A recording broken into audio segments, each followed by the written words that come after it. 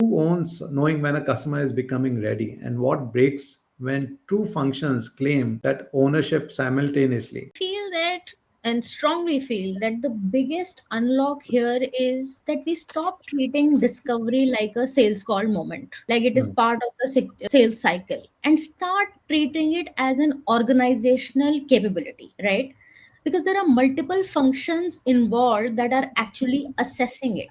It should be a discovery system rather than just a moment in the sales call journey. And when I say that, see, there are field executives, there is sales, there is customer success. What they do is they capture real conversation, contextual insights, and they share that as a signal dump.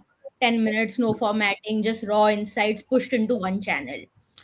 Just as an example, three customers said that their audit cycle is going to, come in early this year.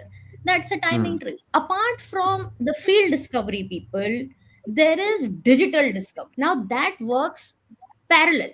That should work parallel, which is the marketing and the product, the teams that track behavioral data, whether it is coming from content patterns, feature usages, website flows, community conversations. Their job turns, messy signals into patterns. Now, for example, if someone downloads a case study and, immediately checks for pricing in the next 24 hours, that is not interest, that is readiness, right? And finally, like you mentioned, is the leadership, the decision making layer in every organization. This group looks at patterns across fields and digital insights, and then drives on what counts as a readiness event.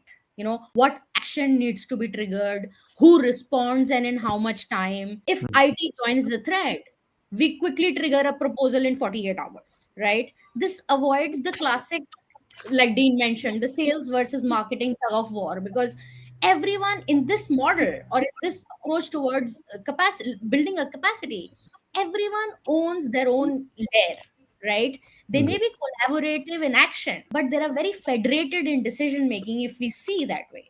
All these three Hmm. layers. So when companies allow to follow this layered system approach, two things happen.